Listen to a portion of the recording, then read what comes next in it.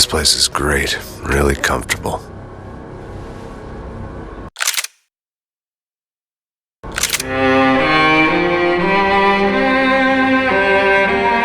I'm just gonna get settled in.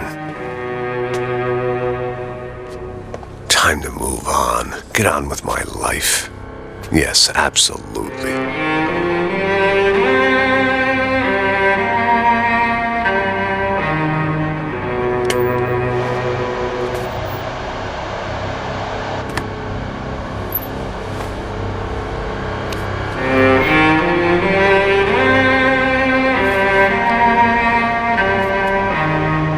Now, like I said, it was a long time ago.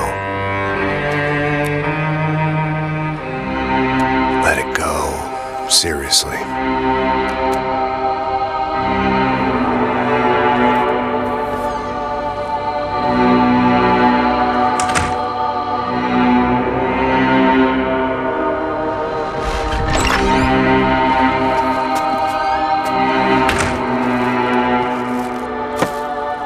Definitely more my style than Panama, or Hoboken, I guess.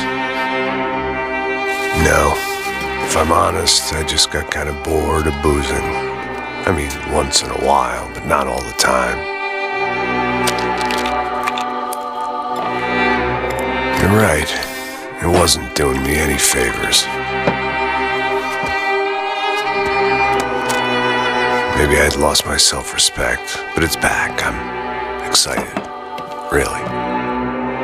I really needed a new start.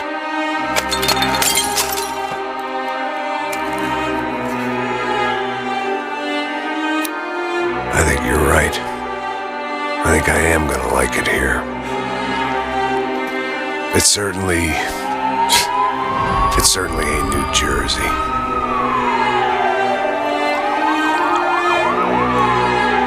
It's my new life. Just like you said.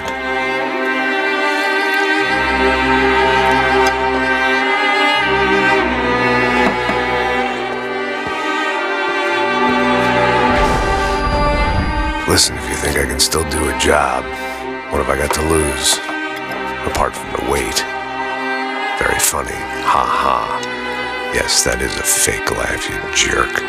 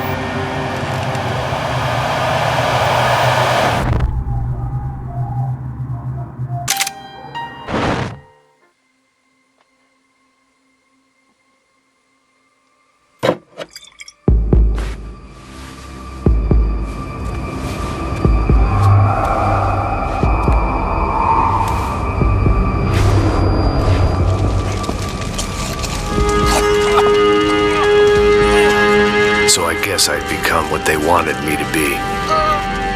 A killer. Some rent-a-clown with a gun who puts holes in other bad guys. Well, that's what they had paid for, so in the end, that's what they got.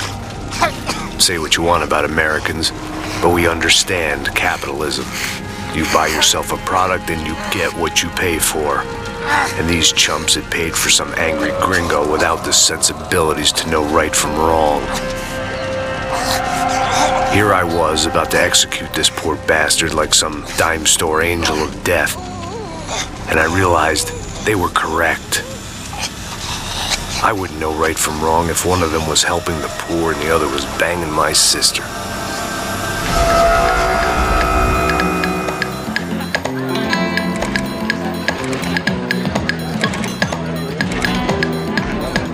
I'd arrived in Sao Paulo a few weeks before.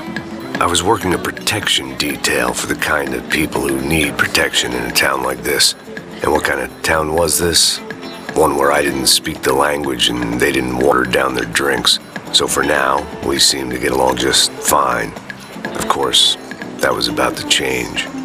Hey, brother. Hey. How's the cocktail? It's scotch. I never mix my drinks. Well, at least not on duty. Something like that. Man, that favela is big. Yep. Nothing like the view of extreme poverty to make a penthouse cocktail party really swing. I guess they call it trickle-down economics. That's funny. It's supposed to be a charity thing. Drink and give money. I don't know, something for the kids. Hey, listen, man. We better look lively. This place is a nightmare. They just got cowboys running security downstairs and something rotten in the air. That didn't mean much. There was always something rotten in the air. The family we were protecting were local celebrities, rich parasites with delusions of humanity. The kind of people who end up in glossy magazines or body bags, depending on how their luck runs. So where are they all? I see Rodrigo over there talking to that guy. Yeah, I don't know him. That guy next to him, he's some kind of cop. I think, I'm not sure. Serious, though. Big end cop, anti-gang sort of thing. I can't remember his name. So who's this guy? That guy's a plastic surgeon or some kind of surgeon. Tummy tucks and cock implants. Look at Marcel. Still dances like a fool. Guess that's what a European education and a coke habit will do for Ricky Martin look-alike. That's very funny, Max. Oh, excuse me.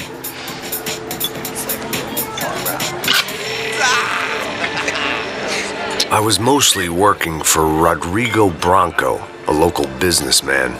Built things, did some charity, had things named after him, won awards, owned things, people. One of the trophies he had won was his wife, Fabiana. She was hot and wanted to be dangerous. Some good genes trying to fight their way out of a cesspit. She'd married well and was now at leisure to regret her good fortune. They got along as well as any rich workaholic and his younger airhead wife tend to get along. They mostly ignored each other. She spent a lot of time with his cokehead younger brother, Marcello.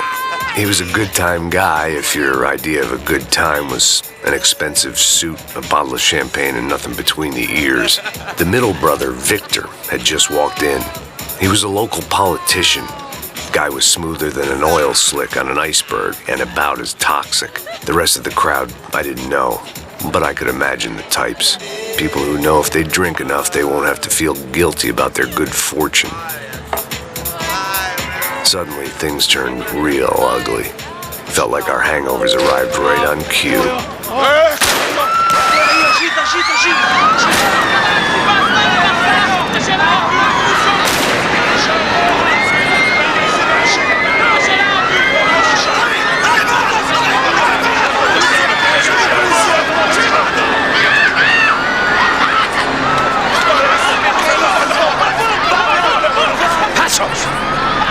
That? I don't know what the fuck that was. Let's go. Things had gone from fine to fucked up in about a second, and now there were two idiots at the wheel. Clear. You got this floor? Sure. All right, look after yourself, bro. Stay safe. It wasn't my own safety I was concerned about, trophy wife or not. I'd said I would protect the girl.